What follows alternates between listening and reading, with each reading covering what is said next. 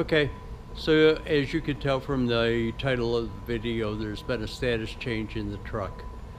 On Friday afternoon, my grandson came in to work on his van, do some brake work on his van, and during the course of that, while I was working on the truck, he asked if we wanted to try and start it. So I'm gonna post a clip of that video right now.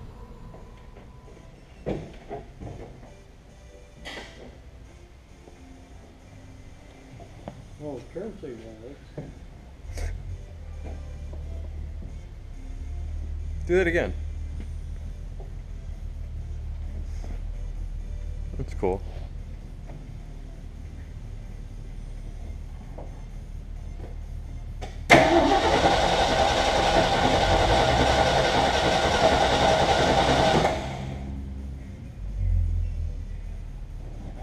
Just make sure you don't have it here. Okay. The throttle.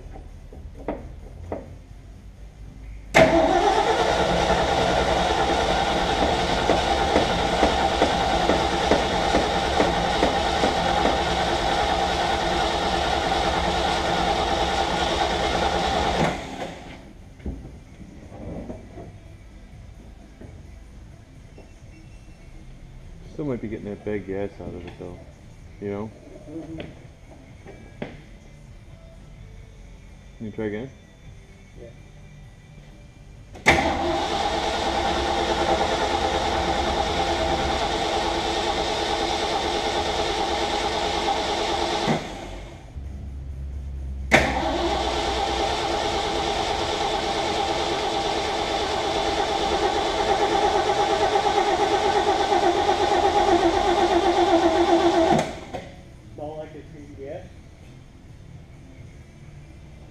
I don't smell too much gas in there.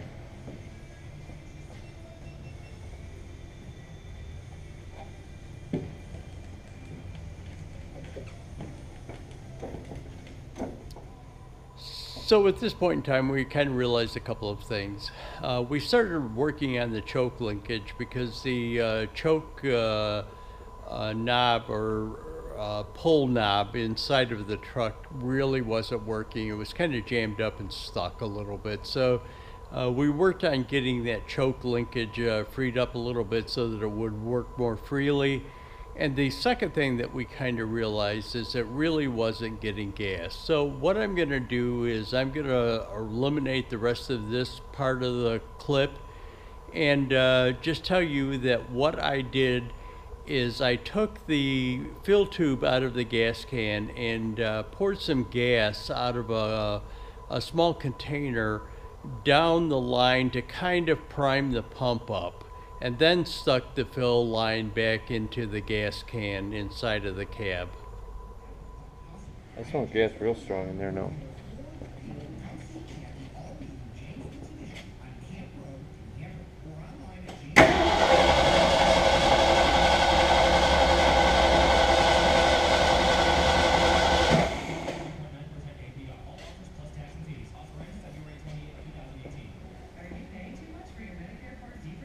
Smell gas in it?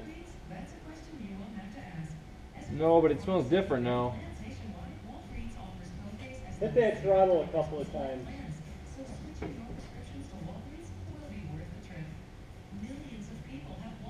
Hit that Oh, throttle. come here. What? Feel this. Feel what? Something's going on here. This is super fucking hot. Is it? Super hot, and it's like, I can hear it. It's like sizzling or bubbling. Well, get that cord off of there. This? See that cord? This? No. That cord that's going down beside it. Right beside it. The cord. Is that the gas line? No? You gotta disconnect that power. Okay, so at this point in time, we realize that there's an issue with the coil.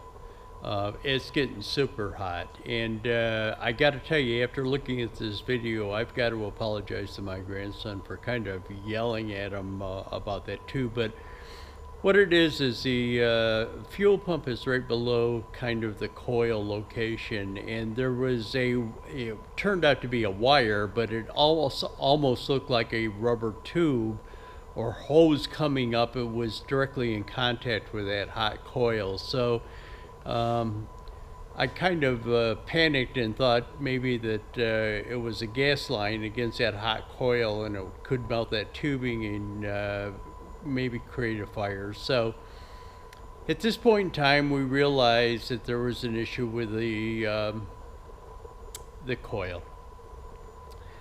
Shut the camera off, and I kind of looked it up on the internet, and there was a couple of reasons. It could have been just a bad coil, or somebody could have put a 6-volt coil into a 12-volt system. So we were still working on my grandson's van, brake lines, the fittings. Every time that we replaced a line, say one of the lines going to one of the front wheels, and put more fluid in it and tried to bleed it out, another line would blow. And this happened quite a few times. So we were making trips back and forth to the auto supply store to get different fittings. Had the tubing, but to some of the fittings are different sizes. Like they use 3/16 tubing a lot, and 1/4-inch tubing.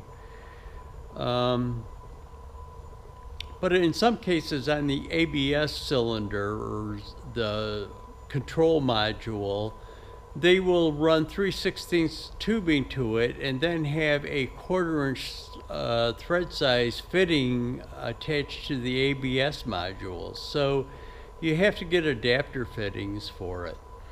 So we were making runs to the auto supply store. So what I did is I had taken the coil off and took it over and kind of left it there with them, and while I was picking up some other fittings, and said, you know, see if you can find one of these for me.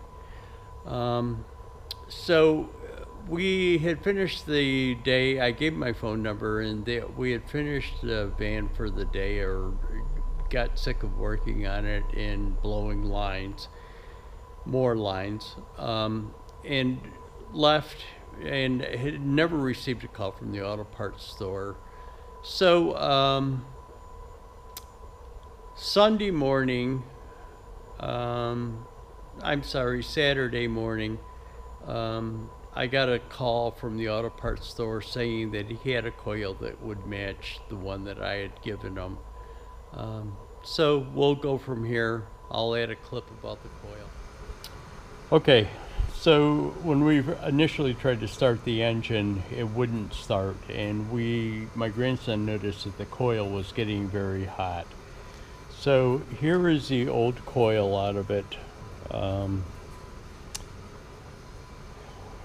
the original coil. I went to Napa and I picked up a new coil. Now it's not the exact same thing, but it is it fit in there. So there is the new coil. Let me get a light on here so that you can see it.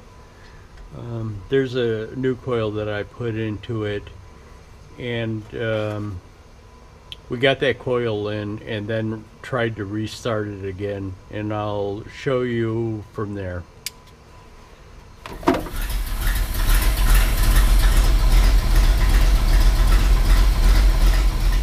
Okay, I know it was running when the clip started.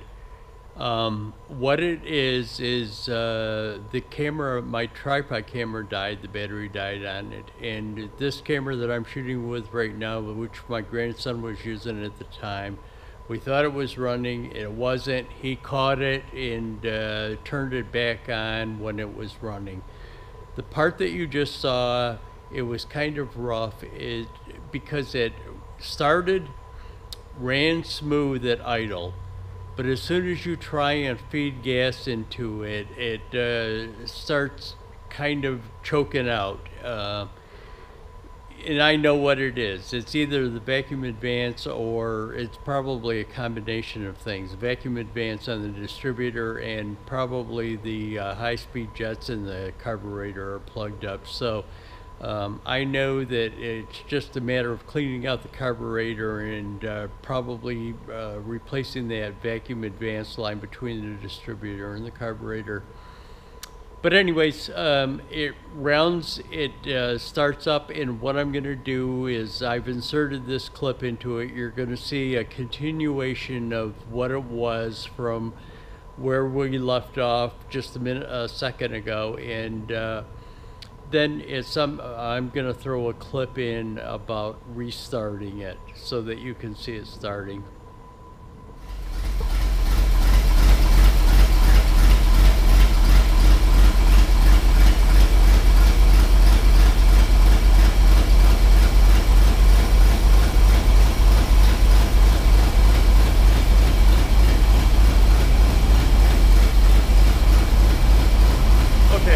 At least it runs, and we know it runs. I can't get it to run past idle, and I'm not going to screw with it because I'm pulling the engine out. Sounds good. It does sound good. It runs real good.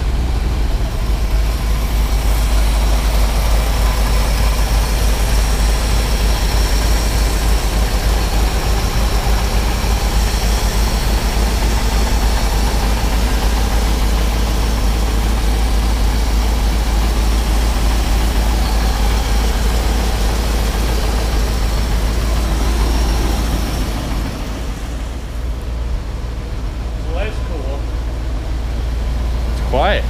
Yeah, it is quiet. Whole shop is full of smoke.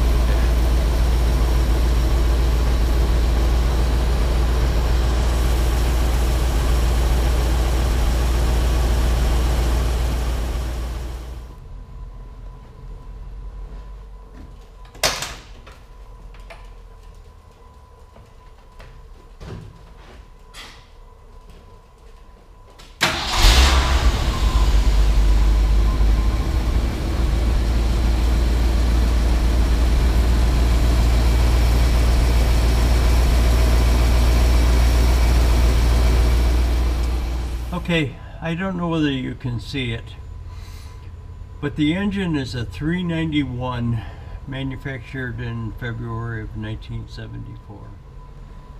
Okay, so anyways, there it is, 391 Ford engine, 1974 it was manufactured, February 1974, 391, alive and well, being pulled out. So if anybody's interested, just leave a comment. Otherwise, I'm going to put it on Craigslist, or I know of a guy in Michigan who's a big Ford enthusiast. So I'll find out if any of his friends are interested in it. So just leave a comment, let me know. Thanks for watching.